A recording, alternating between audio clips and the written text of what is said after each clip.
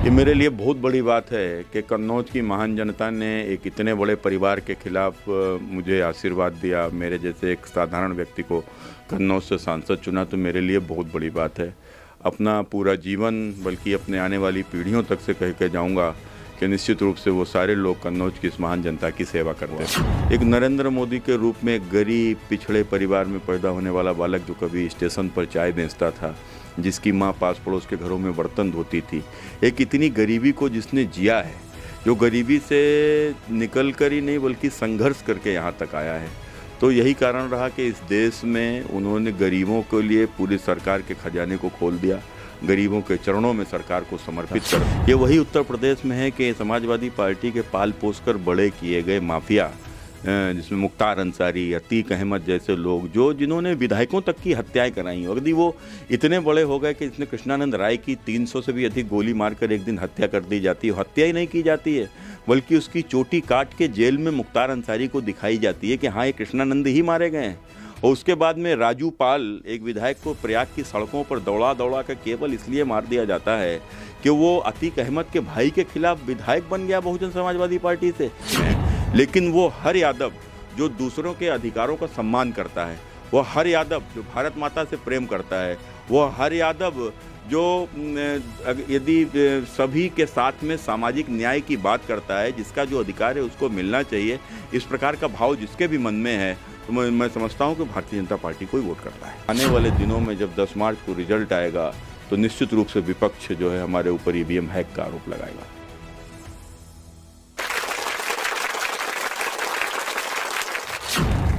सुब्रत पाठक उत्तर भारत के उन पराक्रमी सांसदों में गिने जाते हैं जिन्होंने ऐसी सीट पर, ऐसी लोकसभा सीट पर अपना परचम लहराया जो किसी बड़े दल के मुखिया के परिवार की सीट मानी जाती थी। जी हां, सुब्रत पाठक कन्नौज के सांसद हैं और ये बात अब पूरे देश को पता है। कन्नौज से अखिलेश यादव की पत्नी, उत्तर प्रदेश के पूर्व मुख्यमंत्री, समाजवादी पार्टी के मुखिया अखिलेश यादव की पत्नी डिंपल यादव को चुनाव हराकर 2019 में सुब्रत पाठक सांसद बने थे और अब उत्तर प्रदेश में जो विधानसभा चुनाव हो रहे हैं उसमें भी एक बड़ा दायित्व निभा रहे हैं। पाठक जी, बहुत बहुत स्वागत है आपका द इंडियन ओपिनियन में। धन्यवाद, नमस्कार आपको, आपके सभी दर्शकों को। 2022 में आपका व्यक्तित्व क्या करने वाला है बीजेपी के लिए? देखिए, हम लोग मूल रूप से विचारों के साथ में जुड़े हुए भारतीय जनता पार्टी के कार्यकर्ता हैं। एक कार्यकर्ता के नाते ही हम लोगों ने काम किया और आज जो कुछ भी हूँ अपने कन्नौज की महान जनता के आशीर्वाद के कारण से हूँ। ये मेरे लिए बहुत बड़ी बात है कि कन्नौज की महान जनता ने एक इतने बड़े परिवार के खिलाफ मुझे आशीर्वाद दिया। मेरे जैसे एक साधारण व्यक्ति को कन्नौज से सांसद चुना, तो मेरे लिए बहुत बड़ी बात है। अपना पूरा जीवन बल्कि अपने आने वाली पीढ़ियों तक से कह के जाऊँगा कि निश्चित रूप से वो सारे लोग कन्नौज की इस महान जनता की सेवा करते रहें। और रही बात 2022 का इलेक्शन, मैं निश्चित रूप से इस बात को कहता हूं कि राजनीति में 2014 के बाद में एक बहुत बड़ा परिवर्तन आया है और ये परिवर्तन केवल सत्ता का परिवर्तन नहीं था, ये पहली बार इस देश के भीतर व्यवस्था का परिवर्तन हुआ। एक नरेंद्र मोदी के रूप में एक गरीब पिछड़े परिवार में पैदा होने वाला बालक जो कभी स्टेशन पर चाय बेचता था, जिसकी माँ पास पड़ोस के घरों में बर्तन धोती थी, एक इतनी गरीबी को जिसने जिया है, जो गरीबी से निकल कर ही नहीं बल्कि संघर्ष करके यहाँ तक आया है।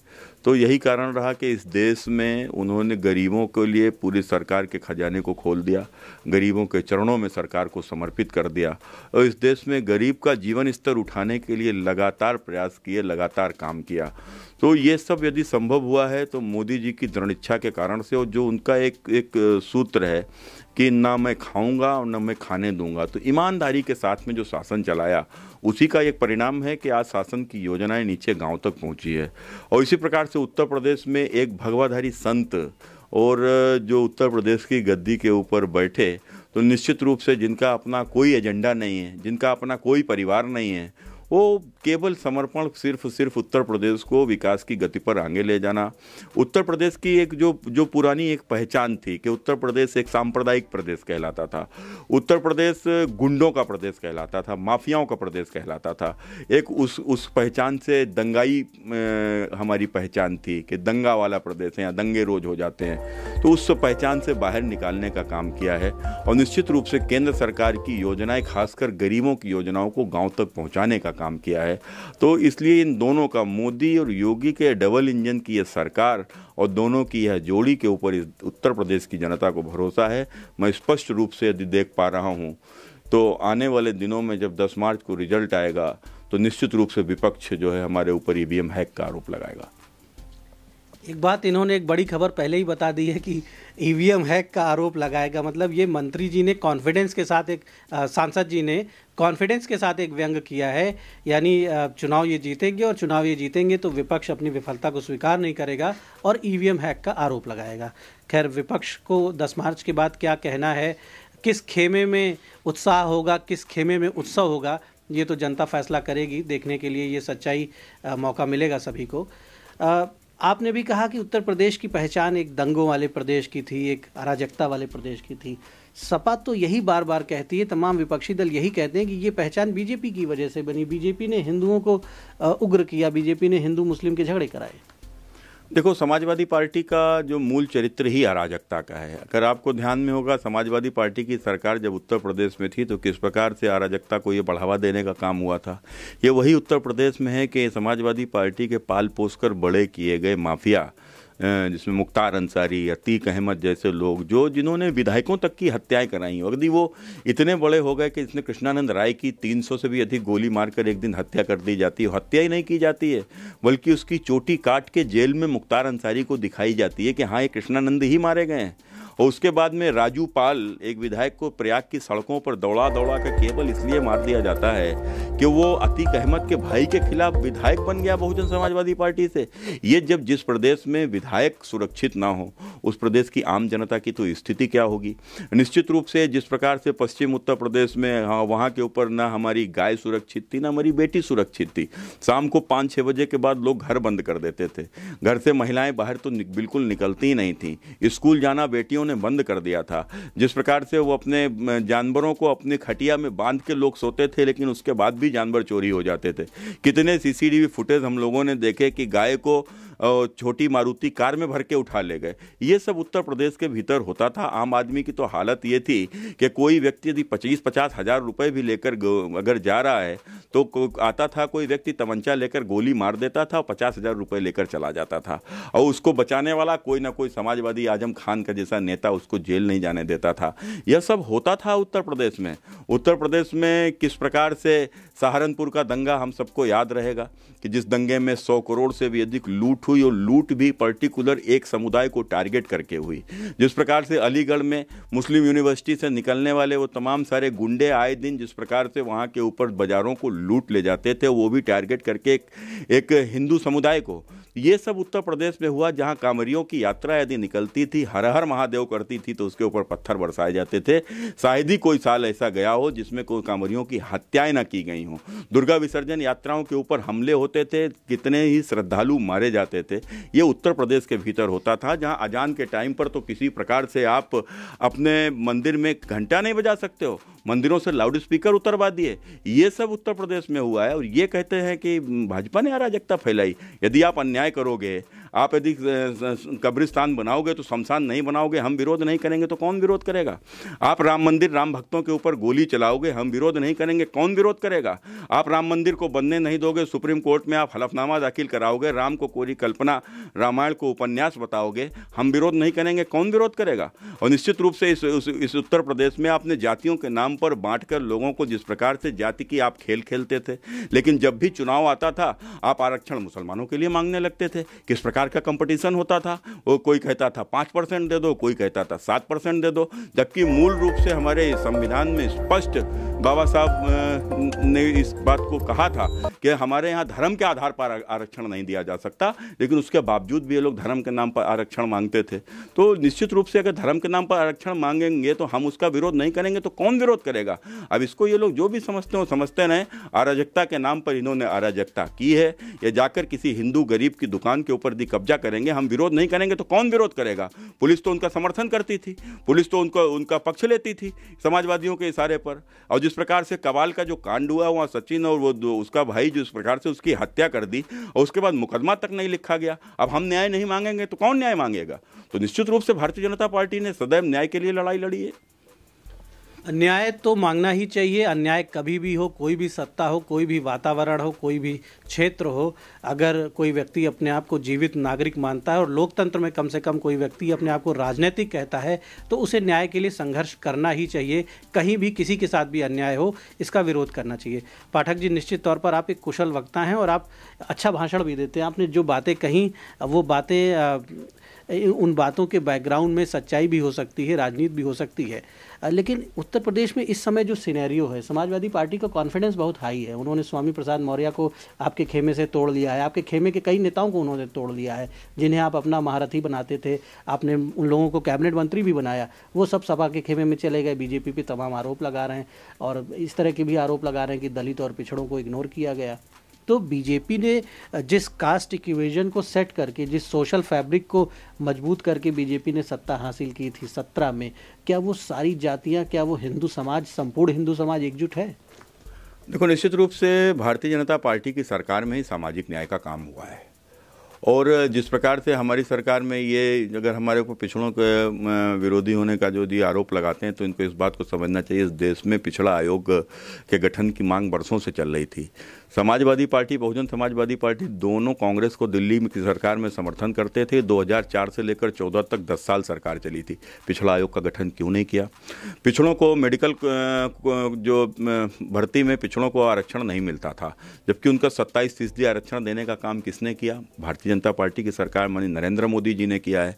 आप भी तो यह काम कर सकते थे, क्यों नहीं किया? आपने डिमांड भी नहीं की। तो निश्चित रूप से इस प्रकार के ये लोग बात जिस प्रकार का आरोप लगाते हैं वो नहीं है, तो देश की जनता जानती है, प्रदेश की जनता जानती है।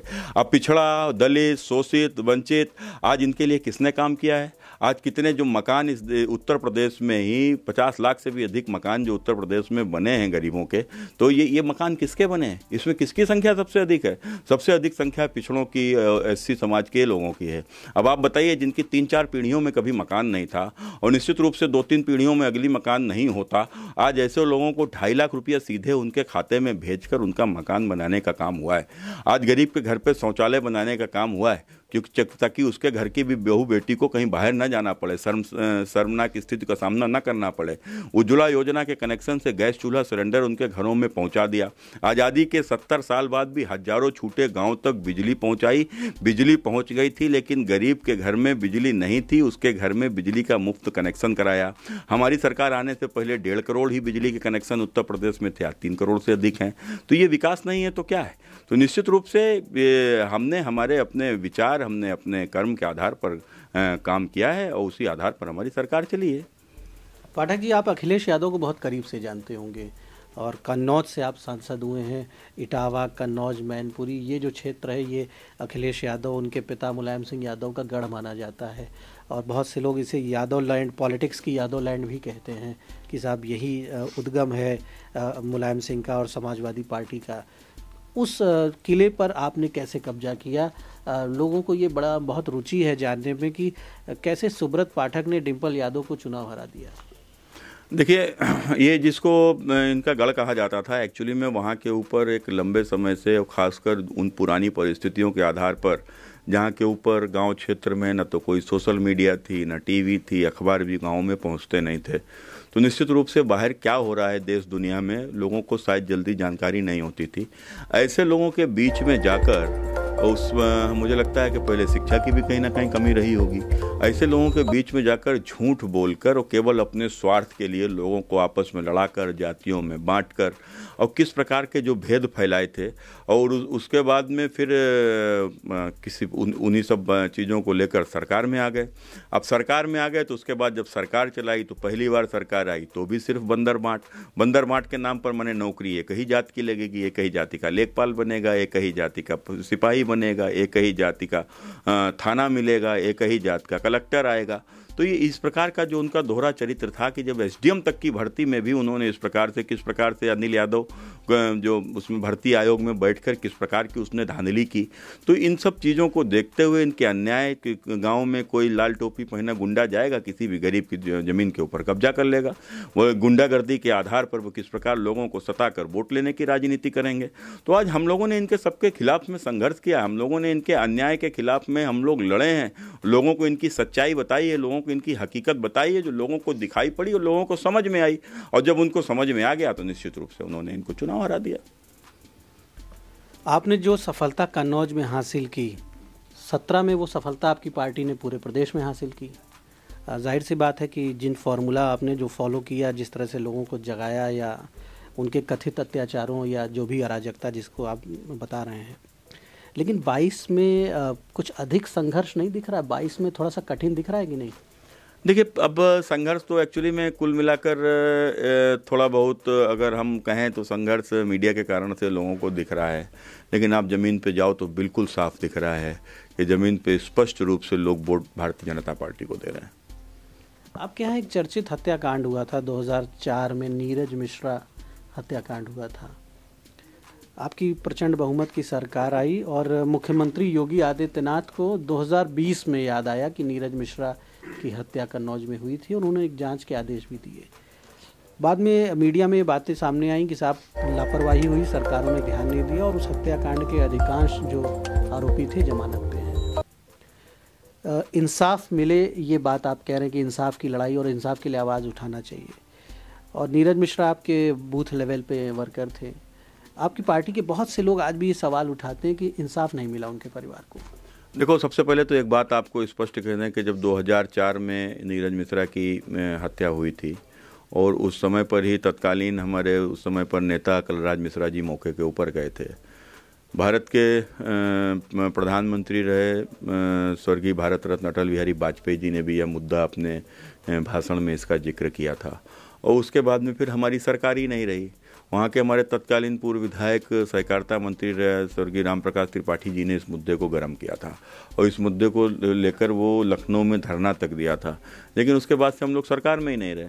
लेकिन फिर जब 2017 में हमारी जैसे ही सरकार आई तो मुझे लगता है कि सरकार बनने के दूसरे तीसरे दिन ही माननीय मुख्यमंत्री जी ने मुझे बुलाया था और मेरे साथ में नीरज मिश्रा का भाई वह भी गया था। सारे डॉक्यूमेंट्स जो कुछ भी थे वो सब लेकर वहाँ के ऊपर गए थे, लेकिन उसके बाद में चूंकि नीरज मिश्रा भारतीय जनता पार्टी के बूथ एजेंट थे तो हम लोगों के पास में कोई इस प्रकार का प्रूफ नहीं हम लोग एकत्रित कर पाए जिससे यह सिद्ध होता कि वो हमारे बूथ एजेंट थे। तो और फिर चूंकि उस समय के ऊपर अखिलेश जी के पिता श्री मुलायम सिंह जी यादव मुख्यमंत्री उत्तर प्रदेश के थे, निश्चित रूप से पूरी तरीके से सरकार के प्रयास से इस प्रकार का मुकदमा इतना कमज़ोर वो कर दिया गया कि फिर वो 2017 के बाद कोई प्रूफ ना मिलने के कारण से वो उस पर कोई कठोर कार्रवाई नहीं हो पाई। लेकिन वो मुद्दा है और किसने वो हत्या कराई थी कन्नौज का बच्चा बच्चा जानता है। लेकिन आप सरकार में आने के बाद भी अगर इंसाफ नहीं दे पाए उनके परिवार को, तो कम से कम एक कार्यकर्ता, आप कह रहे हैं कि वो बूथ अध्यक्ष था या वर्कर था, एक कार्यकर्ता, आपके कार्यकर्ताओं में निराशा नहीं होगी? अगर बंगाल में आपका कार्यकर्ता पिटता है, यूपी में आपका कार्यकर्ता पिट रहा है, मारा जा रहा है, बंगाल में मारा गया, बीजेपी क्या अपने कार्यकर्ताओं के साथ खड़ी नहीं हो पाती है मजबूती से? बीच में आपके यहाँ विधायकों ने भी सरकार के खिलाफ प्रदर्शन किया था कुछ वर्ष पहले उत्तर प्रदेश में ही। कार्यकर्ताओं की उपेक्षा के आरोप लगभग हर जनपद से आते हैं, तो बीजेपी का कार्यकर्ता उसका मनोबल ऊँचा रहे, क्या ये गंभीर विषय नहीं है? देखिए, मैं समझता हूँ कि बीजेपी का जो कार्यकर्ता जो निचले लेवल पर अगर कहीं उसके भीतर कोई बात है तो हो सकता है कि कुछ नीचे के लेवल पर कुछ कमियां रह जाती हों, लेकिन ऊपर लेवल पर मैं स्पष्ट रूप से इस बात को कहता हूं, मैं देखता भी हूं कि जिस प्रकार से हमारे प्रदेश अध्यक्ष माननीय स्वतंत्र देव सिंह जी एक एक कार्यकर्ता की चिंता करते हैं, हमारे महामंत्री संगठन माननीय सुनील बंसल जी आज उनके उत्तर प्रदेश में आने के बाद में जिस प्रकार से एक आम कार्यकर्ताओं को, जिस प्रकार से आज एक आम कार्यकर्ता सांसद बन गए, विधायक बन गए, मेरा जैसा कार्यकर्ता, इससे बड़ा क्या उदाहरण हो सकता है। तो कुल मिलाकर पूरे तरीके से कार्यकर्ताओं को सम्मान मिलता है, कार्यकर्ताओं की सुनी जाती है, उनसे भागीदारी है, उनसे हर काम के लिए उनसे पूछताछ होती है और उनको पूरा सम्मान दिया जाता है। कहीं पर अगर इस प्रकार की कोई चूक हुई भी है तो मैं समझता हूँ हो सकता है उसके कुछ लोकल के कारण रहे हों या कोई और कारण होंगे। अखिलेश यादव को क्या कहेंगे आप? वो जिस तरह से उत्तर प्रदेश में बड़े दावे के साथ कह रहे हैं कि उनकी सरकार आएगी, वो योगी जी अब मठ से निकल नहीं पाएंगे, गोरखपुर जाएंगे चुनाव लड़ने तो वापस नहीं आने पाएंगे। तो अखिलेश यादव से तो आपकी नज़दीकी नाता रहा है, नाता भले ही विरोध और परस्पर प्रतिस्पर्धा का रहा है, लेकिन क्लोज रिलेशन तो रही हैं। तो उनको क्या संदेश है आपका? देखो, ये दोहरे चरित्र के लोग हैं, इनके खाने के दांत अलग हैं, दिखाने के दांत अलग हैं। अब जब सरकार नहीं है तो सरकार में आने के लिए सब कुछ करते जाएंगे, ये भी हाँ, वो भी हाँ, ये कर देंगे, वो कर देंगे, लेकिन सरकार आने के बाद इनका मूल चरित्र सामने आ जाएगा, माने खाने वाले दांत। और वो खाने वाले दांत क्या होंगे? वही दंगाई, वही माफिया, वही गुंडे, उन्हीं को समर्थन, इनकी ज़मीन पे कब्जा कर लो, उनकी ज़मीन पे कब्जा कर लो, सरकारी ज़मीन पे कब्जा कर लो। समाजवादी का नारा है खाली प्लाट हमारा है। तो ये उनका उन्हें अपराधी, उन्हें जो जितना बड़ा समाजवादी वो उतना बड़ा अपराधी। तो ये इस प्रकार की इनकी प्रवृत्ति है, सांप्रदायिकता इनके रग रग में बसी हुई है। और किस प्रकार से दंगे होने ही हैं, सुनिश्चित हैं अगर इनकी सरकार आ जाए। तो कुल मिलाकर ये इनका एक यह मूल चरित्र है, और वो चरित्र इनका साफ इसलिए दिखाई पड़ता है। मैं तो मजाक मजाक में कह देता हूँ कि बाबा जी ने क्या कमाल कर दिया है, सफ़ेद टोपी का रंग ही लाल कर दिया है। आज ये जो लाल टोपी लगाए घूम रहे हैं, आपने देखा होगा 2017 से पहले यह लोग सफ़ेद टोपी लगाते थे और मज़ारों पे जाकर चद्दर चढ़ाते थे, मुख्यमंत्री आवास पे रोज़ा खुलवाते थे। ये इनका मूल चरित्र है। लेकिन आज आपने देखा कि जिस प्रकार से उत्तर प्रदेश की राजनीति में, खासकर भारत की राजनीति में, ये तमाम प्रकार की जो छोटी छोटी जातियाँ थीं, जिनके कारण से जातिवाद में बटे हुए हम लोग थे, जिनके कारण से ये 20% वोट की ये पूजा करते थे। लेकिन उसके बाद में मोदी जी के आने के बाद में, योगी जी के आने के बाद में, ये छोटी छोटी सारी जातियां मिलकर एकजुट हो गई और ये 80% हो गए। अब 80% हो गए तो आप देखो इनका भी मूल चरित्र परिवर्तन हो गया। जो कभी खुद टोपी लगाते थे, आज बगल में भी कोई टोपी वाला खड़ा हो जाए उसकी टोपी उतरवा देते हैं। ये इनके अंदर डर है। जो जाकर मज़ारों पर चद्दर चढ़ाते थे वो आज मंदिरों में जाकर नाक रगड़ने लगे हैं और अपना गोत्र बताने लगे हैं और कोट के ऊपर पड़ा हुआ जनेऊ दिखाने लगे हैं। ये इनके चरित्र में परिवर्तन क्यों आया? क्यों परिवर्तन आया? ये परिवर्तन ही केवल सत्ता के लिए आया है। तो इसलिए ये सत्ता के पुजारी हैं, ये सत्ता के लिए कुछ भी कर सकते हैं, कुछ भी करेंगे। पाठक जी, आपके तर्क बड़े प्रभावशाली होते हैं। उत्तर प्रदेश में या पूरे देश में निसंदेह बीजेपी ने एक हिंदू वोट बैंक का निर्माण किया है। पहले vote bank SC ST vote bank कहा जाता था, OBC वोट बैंक, मुस्लिम वोट बैंक, जातियों में वोट बैंक की परिभाषा होती थी। लेकिन नरेंद्र मोदी के आने के बाद बीजेपी को इसमें सफलता मिली कि उन्होंने एक हिंदू वोट बैंक का निर्माण किया और अधिकांश हिंदू जातियों को एकजुट करके वो पोलिंग स्टेशन तक ले जाने में सफल रहे। लेकिन हिंदू समाज की एक महत्वपूर्ण जाति है यादव जाति। यादव भी बड़े धार्मिक होते हैं, उनका बड़ा गौरवशाली इतिहास है, हिंदू संस्कृति का बड़े महत्वपूर्ण वो भी पिलर हैं। बीजेपी इनको क्यों नहीं कनेक्ट कर पाई? आप लगातार आप प्रयास कर रहे हैं, लेकिन उत्तर प्रदेश में आपको यादव समाज का वोट नहीं मिलता है, ये राजनीतिक विश्लेषकों का मानना है। यादव लीडरशिप आप जनरेट नहीं कर पाए, उत्तर प्रदेश में आपकी सत्ता भी रही, फिर भी आप यादवों को आकर्षित नहीं कर पाए। कोई यादव नेता इस तरह का नहीं आप खड़ा कर पाए जो अगर जनसभा करने जाए तो वहाँ 50,000 1 लाख यादव इकट्ठा हो जाएं। देखो, कुल मिलाकर हम इस बात से आपकी सहमत नहीं है। सबसे पहले कि हिंदू राजनीति नहीं, राष्ट्रवादी राजनीति। भारत हमारी माता है और ये भारत किसी के बाप की जागीर नहीं है, ये किसी एक जाति का देश नहीं है। इसमें तमाम सारी जातियां रहती हैं, ये सभी का देश है, सभी का बराबर अधिकार है। तो इस देश की उन्नति, इस देश के ये सुरक्षित रहे, इस देश का भविष्य उज्जवल हो, हमारी आने वाली पीढ़ियों के सामने एक अच्छा वातावरण हो, इसके लिए बहुत महत्वपूर्ण है कि सभी राष्ट्रवादी लोग मिलकर एक स्वर्णिम भारत का निर्माण करें, जो एक स्वर्णिम भविष्य का निर्माण करें। तो उसको लेकर हमारी मूल कल्पना है। तो निश्चित रूप से सारी राष्ट्रवादी जातियाँ, सारे राष्ट्रवादी लोग एकजुट हुए हैं। अब रही बात यादव की, तो कौन कहता है यादव हमारे साथ नहीं है? हाँ, हो सकता है कि उत्तर प्रदेश में बहुत बड़ी तादाद में हमारे साथ नहीं है, लेकिन हरियाणा में तो हमारे ही साथ में है, राजस्थान में तो हमारे ही साथ में है, दिल्ली में तो हमारे ही साथ में है, मध्य प्रदेश में तो हमारे ही साथ में है। तो कुल मिलाकर बहुतायत यादव जो है वो हमारे साथ में है। उत्तर प्रदेश में ज़रूर, चूँकि समाजवादी पार्टी के कारण से इन लोगों ने जिस प्रकार से एक जाति विशेष में, जिस प्रकार से उनके अंदर एक कहीं ना कहीं बेईमानी की प्रवृत्ति उनके अंदर डेवलप कर दी। तो वो जो प्रवृत्ति उनके अंदर आई है कि हाय सब कुछ हमको मिल जाए, हाय इसकी नौकरी हमको मिल जाए, हम इस नौकरी पर भी कब्जा कर लें, हम उस नौकरी पर भी कब्जा कर लें, हम इस ज़मीन के ऊपर भी कब्जा कर लें, हम उस दुकान के ऊपर भी कब्जा कर लें। ये जो प्रवृत्ति है, जो गुंडागर्दी की, दूसरे की छीनने वाली जो ये प्रवृत्ति है, दूसरे का अधिकार मारने वाली, तो ये प्रवृत्ति जिनके अंदर है वो मेरे साथ नहीं है, वो निश्चित रूप से उनके साथ में है।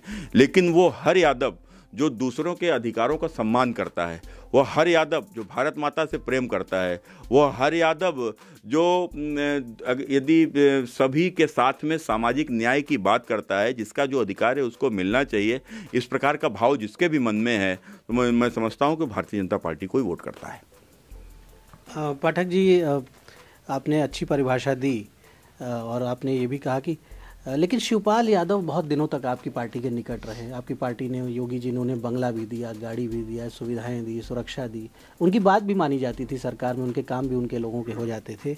लास्ट मोमेंट पे वो अखिलेश की तरफ चले गए, तो शिवपाल यादव से बात क्यों नहीं बन पाई?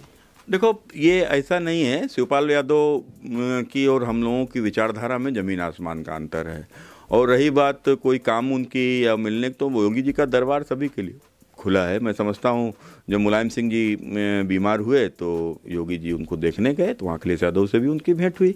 तो ये तो कोई विषय नहीं। मुख्यमंत्री है तो मुख्यमंत्री तो सबका है, मुख्यमंत्री कोई एक दल का तो है नहीं, न केवल एक समाज का मुख्यमंत्री है। लेकिन तैयार किया गया था शिवपाल को, अखिलेश के खिलाफ मजबूती दी थी, भाजपा ने सपोर्ट किया था। नहीं, देखो, ये अपने उनका घरेलू विषय है। वो कभी चाचा गाड़ी, बंगला, उनको बहुत बड़ा बंगला दिया जिसमें उन्होंने कार्यालय चलाया, एक बड़ा ऑरा डेवलप किया गया उनकी पार्टी का सरकार के सहयोग से।